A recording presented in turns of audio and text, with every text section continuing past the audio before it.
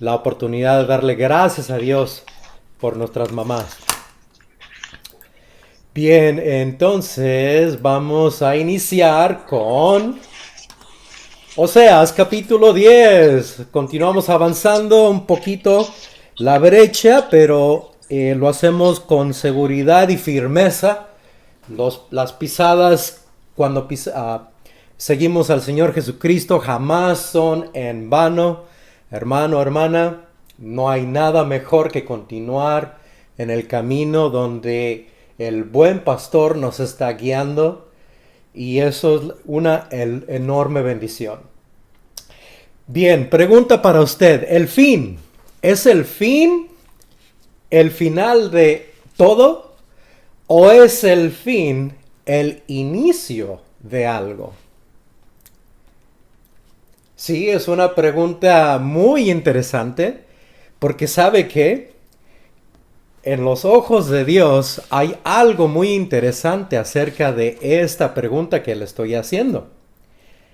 Mientras llegamos a la respuesta de esta pregunta, le voy a decir algo. Existe el preludio, lo que viene siendo un ensayo. O sea, cuando te estás preparando para hacer un video, por ejemplo, o las películas, los actores, antes de tomar la escena final, lo que ellos hacen es de que toman un ensayo. Los deportistas profesionales, antes del partido o antes de la pelea, antes de cualquier participación que hacen o toman, lo que hacen es de que ensayan, o sea que entrenan, se preparan para el evento final. Eso es un preludio, una preparación que precede el acto principal. Es un tipo de apocalipsis. Piénselo bien. Mire, apocalipsis, la palabra, lo que significa es revelación. La revelación es un apocalipsis. Es como cuando recibes un regalo y lo desenvuelves y se revela lo que hay dentro de ese regalo. Eso es Apocalipsis. Este gran libro de la Biblia no es el único que nos habla acerca de un apocalipsis, o sea, de una revelación. Oseas también nos da este tipo de verdad. De hecho, toda la Biblia nos da este tipo de verdad. Lo maravilloso, obviamente, o lo distinto de lo que es el libro de Apocalipsis, es de que habla de lo que todo el mundo se refiere al fin del mundo o al fin de la era. Al fin de algo. ¿Recuerda mi pregunta? ¿Es el fin de todo? ¿O es el inicio de algo? Mire, sencillamente hablando, para que usted y yo lo entendamos mejor, sin la Biblia, a causa de la ignorancia bíblica, el fin del mundo puede ser aterrador. Así es, el fin del mundo. ¿Qué es lo que pensabas antes de Cristo? Alguien te hablaba o te decía acerca del fin del mundo y de repente pensabas, pues ahí se va a terminar todo, va a ser un caos, va a ser un desastre. Muchas cosas aterradoras se te venían a la mente y pensabas de todas estas cosas tan tristes. Pero Dios no es así, porque sabe que para Dios el fin es el inicio de algo.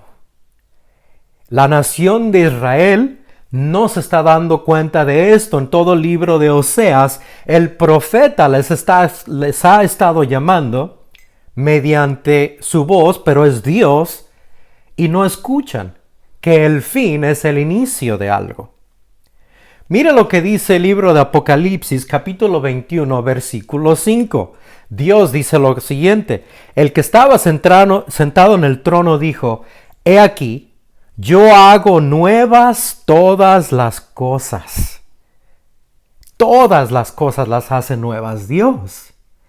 Segunda de Corintios 5:17, para usted y para mí que estamos en Cristo, para los que nos hemos arrepentido. Mire qué hermoso versículo es este. Segunda de Corintios 5:17 dice, de modo que si alguno está en Cristo, nueva criatura es. Las cosas viejas pasaron. He aquí, todas son hechas nuevas. ¿Y sabe qué? En el original también añade frescas, nuevas y frescas. Qué hermoso es esto, que Dios puede hacer de esto viejo, podrido, muerto, algo nuevo, algo fresco. Analícelo, considere lo que Dios está diciendo aquí. Mire, Dios es un experto en todo lo que Él hace. Él sabe cómo rescatar lo perdido y Él sabe cómo darle vida a lo que está muerto. Dios también, no se olvide usted de esto, Dios es el dueño y creador de la ciencia. ¿Y sabe qué? Él es el perfecto experto en resucitación. El RCP. El RCP, para que usted sepa, es lo que se tiene que hacer para poder salvarle la vida a una persona mediante lo que es la resucitación cardiopulmonar. Es un procedimiento de emergencia que puede mantener la circulación y la respiración. Si he visto a esas personas en las películas o quizás en programas de hospitales que le están oprimiendo o poniendo presión sobre el pecho a la persona.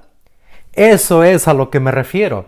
Es el RCP, el proceso de resucitación cardiopulmonar. Dios es un experto en hacer esto en nuestras vidas. Cuando nosotros totalmente no tenemos nada en la vida, lo hemos perdido todo. ¿Has estado allí? ¿O quizás estás allí? Pídele a Dios ayuda por el RCP entonces. Y Él lo va a aplicar, porque Él es un experto en resucitación. La nación de Israel está totalmente muerta. Desafortunadamente, se han olvidado de Dios. ¿Suena familiar? ¿Cuántas veces lo hemos dicho durante nuestro estudio en Oseas? Es lo que estamos viendo hoy en día en cualquier lugar del mundo. No importa de qué nación seas o de dónde vengas o dónde estés, la mayoría de la comunidad se ha olvidado de Dios.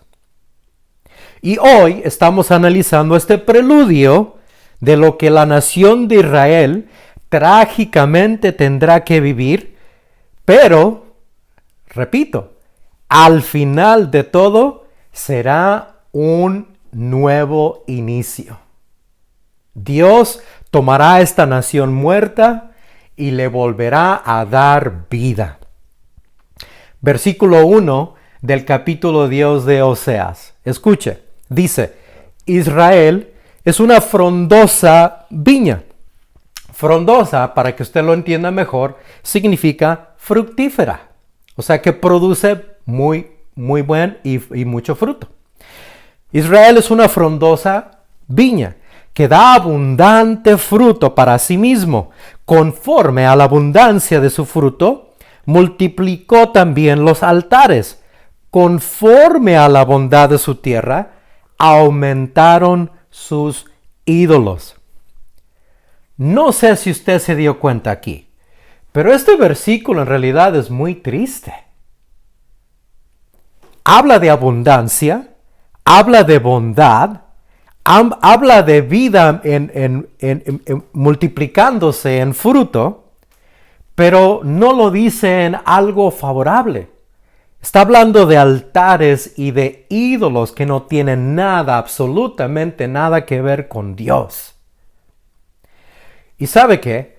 Lo que resalta en ese versículo, el primer versículo de Oseas capítulo 10, es de que ahí dice que la nación de Israel da abundante fruto para sí mismo. La abundancia, en otras palabras, le ha dado a la nación de Israel Alzheimer's. Esa enfermedad donde se te olvida todo. Se han olvidado de Dios. La nación más bendecida en la historia de la Biblia se ha olvidado de Dios. ¿No le parece esto una tragedia? ¿Cómo es de que vives tu vida también tú? No te olvides de aquel que te ha dado vida. No te olvides de aquel que te da vida en abundancia. Y no malaproveches la abundancia que Dios te da para hacer algo malo o desobediencia. La nación de Israel, en otras palabras, se ha hecho egoísta. La nación de Israel nada más pide, dame a Dios. Le está pidiendo para recibir de parte de Dios, pero no piensa en honrar, ni tampoco piensa en obedecer a Dios. La nación de Israel no es la única nación que hace lo mismo. Yo lo hacía antes de conocer a Dios. Aún siendo yo ateo, yo también nada más quería que me dieran. De hecho, yo no creía en Dios por esa tonta manera de pensar, porque yo estaba convencido de que Él no me daba nada, cuando Él me lo daba totalmente todo. Todo lo que yo tenía, todo lo que yo tengo, todo lo que yo tendré, ¿de dónde viene? De las manos de Dios. Israel entonces es una nación egoísta. Las buenas noticias, quiero que sepa usted, para usted y para mí, cuando Dios es nuestra prioridad, sabe de que nuestra conducta comienza a mostrar lo mejor de lo mejor. Nos damos cuenta de que Dios espera excelencia de parte nuestra, que Dios espera lo mejor de mí. ¿Sabía usted esto? Mire lo que la Biblia dice. El amor, o sea, Dios, porque Dios es amor, el amor lo espera todo. Dios espera todo lo mejor de mí, en otras palabras. También dice ahí, que la Biblia nos pide que seamos perfectos y completos. Lo vimos la semana pasada en un versículo. Lo recuerda 2 Timoteo 3:17. Dice lo siguiente, se lo leo. ¿Listo? Escuche. El hombre de Dios o la mujer de Dios, dice, sea perfecto, enteramente preparado para toda buena obra. Ahora, no se equivoque, porque nadie es perfecto. No existe nadie perfecto, sino solamente el Señor Jesucristo. Así es que, ánimo. Dios desea nuestra obediencia sobre todas las cosas. Es mi obediencia lo que Él desea, no mi perfección. Jamás voy a ser perfecto, pero sí puedo ser obediente. ¿Escuchó? Jamás voy a ser perfecto, pero sí puedo ser obediente. Dios desea lo mejor de mí siempre para Él. ¿Sabe por qué? Muy sencillo. Porque cuando yo hago todo bien para Él, yo hago todo bien para los demás. Soy bendición para los que están en mi vida. Soy de bendición para mi esposa, soy de bendición para mis hijas, soy de bendición para mi vecino, soy de bendición, etcétera, etcétera, etcétera. Dejo de pensar en mí mismo. Entonces, lo que debemos de ver es darnos cuenta de que Dios sí desea lo mejor de nuestra parte. Mire, ¿Recuerda usted a Abel y a Caín? Estos dos hermanos. ¿Lo recuerda? Porque ellos nos dan un enorme y perfecto ejemplo de lo que le estoy hablando en este momento. De darle lo mejor de lo mejor a Dios. ¿Listo? Escuche. Usted lo puede leer en Génesis capítulo 4. De los versículos 3 al 5 dice lo siguiente. Dice, Caín trajo del fruto de la tierra una ofrenda a Jehová. Y Abel trajo también de los primogénitos, o sea, de lo mejor de sus ovejas, de lo más gordo de ellas, dice aquí. Y miró Jehová con agrado a Abel y a su ofrenda. ¿Por qué? Porque Abel trajo de lo mejor que él tenía como ofrenda para Dios. Mientras tanto, dice ahí en el versículo 5, pero no miró con agrado a Caín y a la ofrenda suya. ¿Por qué? Porque Caín también tuvo la misma oportunidad de traer lo mejor de lo mejor, pero no lo hizo así. Le dio las sobras. Le dio lo que Caín no necesita. Caín no le dio lo mejor de lo mejor. Y dice ahí que Caín, su semblante cambió porque se dio cuenta que Dios no se agradó en esto. Well, hello, ¿qué sorpresa es esto? Yo estoy bajo la autoridad de un empleado, de alguien que me ha empleado. Yo tengo un jefe, alguien que autoriza y firma mi cheque. Yo no puedo esperar de que mi jefe o mi jefa no espere lo mejor de mí y aún así, con una sonrisa, firme mi cheque. ¿Se da cuenta? Es así de sencillo. Yo tengo que dar lo mejor de lo mejor. ¿Y qué mejor que sino dárselo a Dios, quien nos ha dado vida, quien nos ama profundamente y eternamente? ¿Qué mejor sino hacerlo para Él? Darle a Dios lo mejor de lo mejor. Israel, desafortunadamente, lo mejor de lo mejor, lo que están haciendo es de que ahora lo llevan a los altares y a los ídolos. Ese no es Dios. Dios tiene su corazón totalmente quebrantado cuando le damos lo mejor de lo mejor a otras cosas. A otras cosas que al final de todo nos dañan o nos desvían de Dios o nos ciegan de las cosas de Dios. ¿Sí entendió? Es tan importante entonces darnos cuenta lo importante que es abrir los ojos y ver lo que la Biblia sí dice. Ahora, pregunta para usted. ¿Cómo puede algo o alguien ser tan beneficioso y a la vez ser lo peor de lo peor? Porque dice ahí el versículo 1 que Israel, la nación de Israel, está totalmente abundante. Es una nación fructífera. Tienen todo lo que necesitan. Pero ¿cómo pueden ser entonces ser tan beneficiosos, tener tantos beneficios y a la misma vez ser de lo peor de lo peor? ¿Es eso posible? ¿Será posible tener o ser algo bueno y malo a la vez? Mire, hay un versículo que nos da algo a pensar. Se lo leo. Santiago capítulo 3 versículo 11 dice lo siguiente. Está hablando de la lengua. Pero viene todo lo que sale de la lengua, viene del corazón, no se olvide. Pero mire lo que dice Santiago 3:11. Dice, ¿acaso alguna fuente hecha por una misma abertura, agua dulce y amarga? Esa es una pregunta a reflexionar. En otras palabras, eso no debería de ser.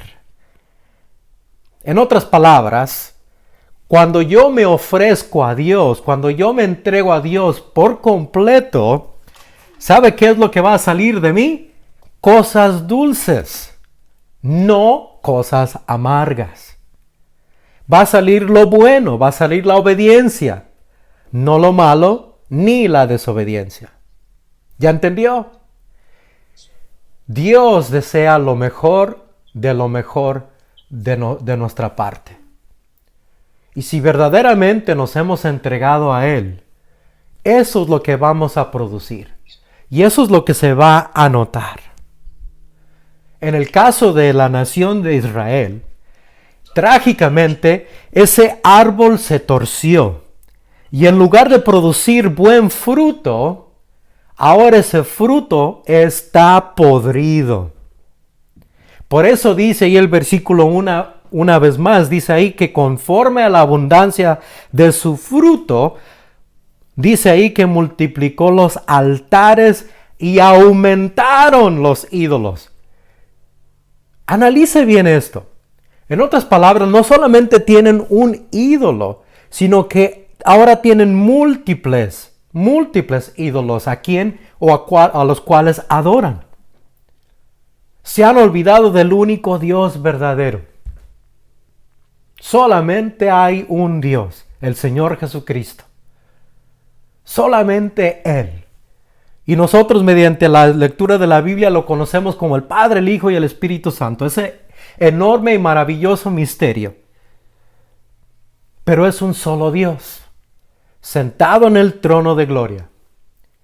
No necesitamos de más ídolos, no necesitamos de nada ni de nadie. El único altar que debe de existir en nuestras vidas debe de ser el que está en el altar de nuestro corazón, el que siempre está alabando a Dios a diario, constantemente. Si tienes algún otro altar, analízalo, medita en lo que estás haciendo, porque ese no es Dios. Por eso es tan importante leer las Sagradas Escrituras. Sin ellas, somos ignorantes espiritualmente hablando y somos una presa fácil para el enemigo y el destructor de nuestras almas. Eso es el plan de Satanás, quiero que sepa usted. Satanás desea destruir nuestra vida. Dios desea darnos vida. ¿Se da cuenta? Mire, el grave problema ya lo habíamos visto desde el principio en cuanto a lo que es el corazón de la nación de Israel. En el primer estudio que tuvimos de Oseas capítulo 1, versículo 2, Dios dice lo siguiente: la tierra fornica apartándose de Jehová. La tierra, no solamente la nación de Israel. ¿Recuerda ese estudio? No solamente la nación de Israel fornica o se ha apartado de Dios, sino toda la tierra. Todos nos hemos apartado de Dios. Por eso dice la Biblia que no hay nadie bueno. No hay nadie bueno. Solamente el Señor Jesucristo. Israel, trágicamente, desde Génesis hasta Apocalipsis, la nación de Israel ha mostrado ser una nación obediente, pero también ha mostrado ser una nación desobediente. Israel, trágicamente, reitero, desde Génesis hasta Apocalipsis, también ha mostrado ser una nación sobrebendecida y a la misma vez severamente reprendida. Es un ejemplo para que usted y yo, como lectores de la Biblia, como discípulos del Señor Jesucristo, que veamos ese ejemplo y no lo hagamos. O más bien dicho, de hacer lo que sí es beneficioso y de no hacer lo que no es beneficioso. Es así de fácil, es así de sencillo. Versículo 2 de Oseas capítulo 10. Ahora, note lo que dice ahí. ¿Listo? Mire, ahí Dios revela la verdad del corazón de Israel totalmente y claramente a leguas, o sea, voz alta. Dice ahí que está dividido su corazón. Ahora serán hallados culpables. Jehová demolerá sus altares, destruirá sus ídolos. Wow. Yo no sé usted, pero mire, a mí se me pone la piel chinita, o sea, de pollito o de gallinita, cuando leo versículos así, porque en realidad, son tremendamente difíciles de escuchar, difíciles de recibir. Dios está diciendo que el corazón está dividido y que somos culpables, igual como la nación de Israel. Pero también está diciendo algo maravilloso. ¿Recuerda el Apocalipsis que le mencioné al principio de este estudio? Ahora va a tener sentido. ¿Listo? Escuche muy bien. Mire la bendición de Dios, porque la palabra de Dios siempre nos ofrece esperanza. Dios siempre nos da esperanza mediante su palabra. Dios siempre nos da misericordia mediante su palabra. Y Dios siempre nos da su gracia mediante su palabra. La Biblia jamás acusa sin darte esperanza. Por eso yo no entiendo religiones que siempre nada más están acusando, o personas que siempre nada más están acusando. Dios te va a castigar. Ese no es Dios. Dios es Dios de compasión, misericordia y gracia y de esperanza. Por eso el Apocalipsis no es el fin de todo, es el inicio de algo. Dice ahí en el versículo 2, dice, porque son culpables. Ahí está muy claro. El corazón está dividido, por lo tanto eres culpable. La nación de Israel tiene su corazón dividido, por lo tanto son culpables. Dios entonces, porque es un Dios, un Padre que es bueno, tiene que actuar y tiene que disciplinar. Ya lo vimos en los estudios pasados. Tiene que darles la chancla.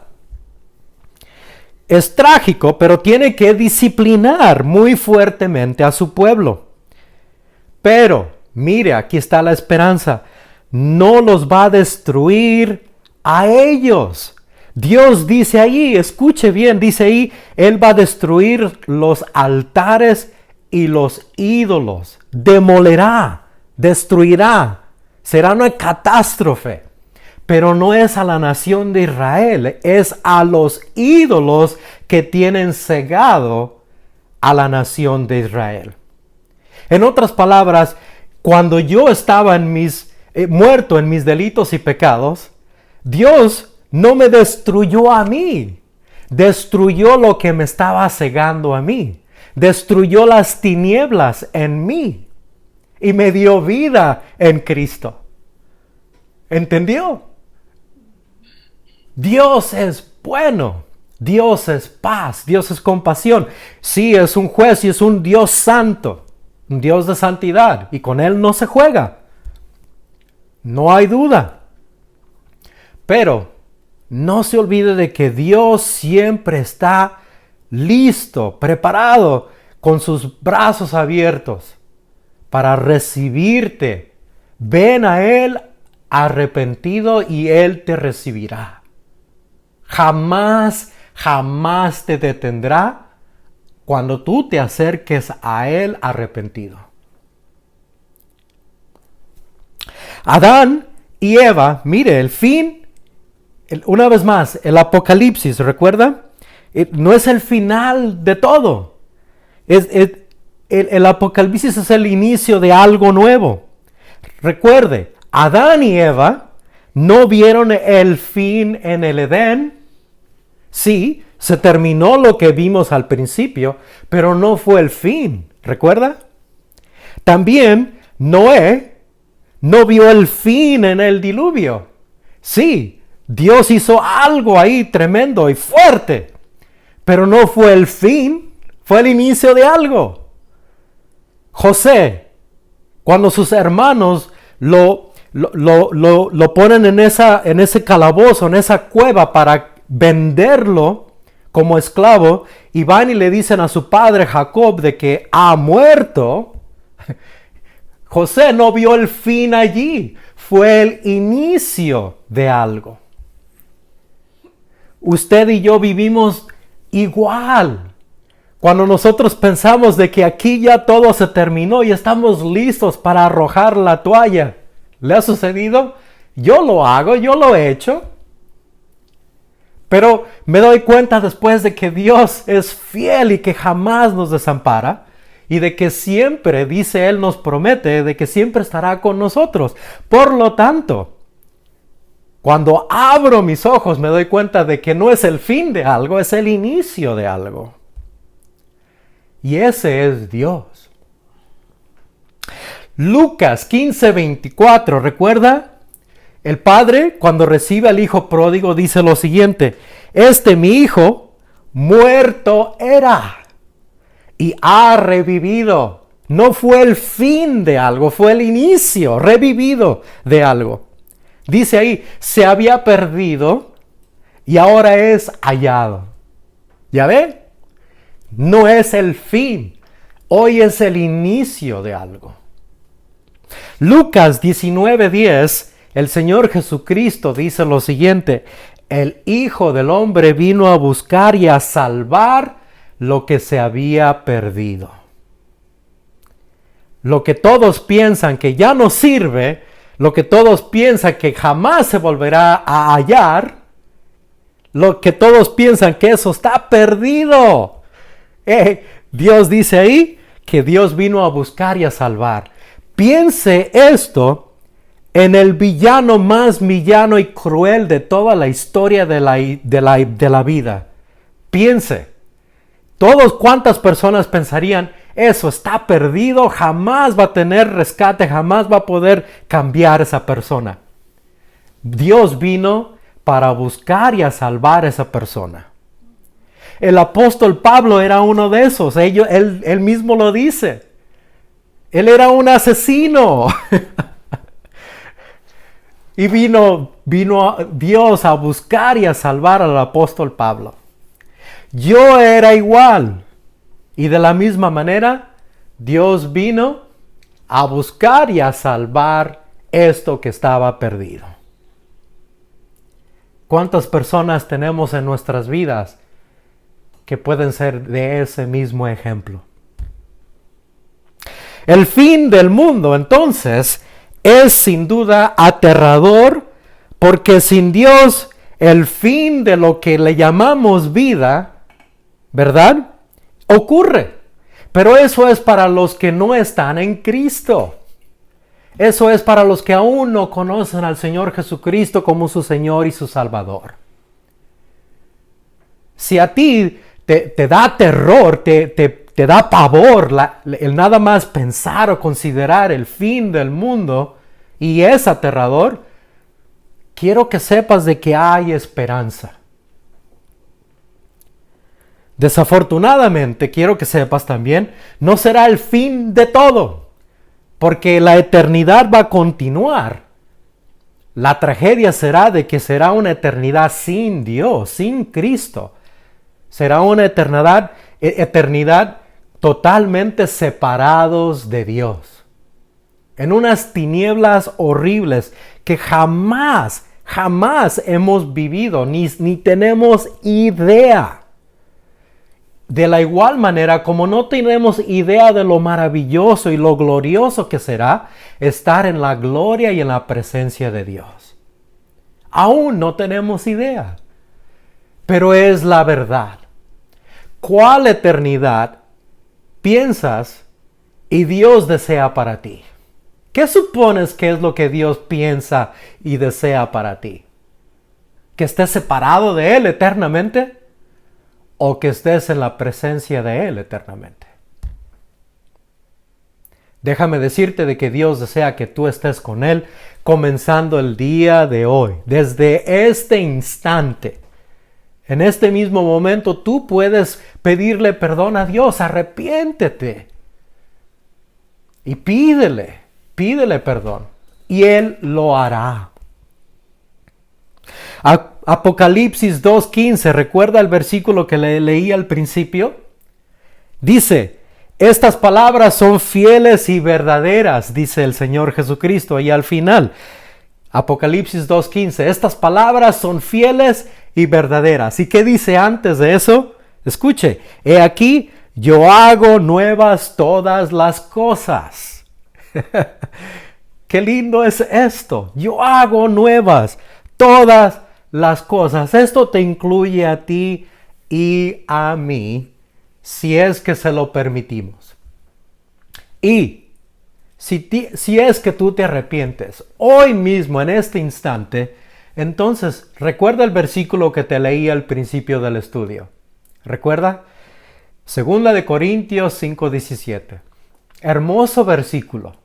Porque ahí Pablo, el apóstol Pablo, quien también había sido considerado una causa perdida, recuerda que le dije, él dice lo siguiente, él escribe lo siguiente. Ya me imagino yo al apóstol Pablo en un calabozo escribiendo este versículo. Escuchen lo que dice Pablo. Si alguno está en Cristo, nueva criatura es. Las cosas viejas pasaron, he aquí todas son hechas nuevas. Por favor, busca a Dios. Él te está buscando. Escucha a Dios, porque Él te está llamando. Arrepiéntete. Es así de sencillo. No hagas lo que la nación de Israel está haciendo en el libro de Oseas, porque va a ser severamente y fuertemente castigada, disciplinada. Esa chancla le va a doler muy fuertemente a la nación de Israel. Y la chancla espiritual puede desaparecer de nuestras vidas el día de hoy. Amén. Hermanos, Dios los bendiga. Gracias por unirse aquí con nosotros. Espero que continúen siendo de bendición a otros. Recuerde de que Dios espera lo mejor de nosotros, porque Él nos ha dado lo mejor de parte de Él. Así es que ánimo, por favor, continúen orando por nosotros. Esperamos verles el 31 de mayo. Si Dios nos permite el poder estar allí. Y recuerde de traerse su máscara. Tráigase su 1000 máscaras. La del santo. La del que usted quiera. Yo llevo la del perro aguayo. No me falta mucho, créame. Y vamos a considerar también a los más vulnerables. Vamos a cuidar de nuestro prójimo. Y estaremos practicando el distanciamiento social. Así es que van a ser abrazos virtuales. Pero Dios es bueno, ánimo, Dios le bendiga. Suscríbase al canal, no se le olvide, suscríbase. Dios les bendiga.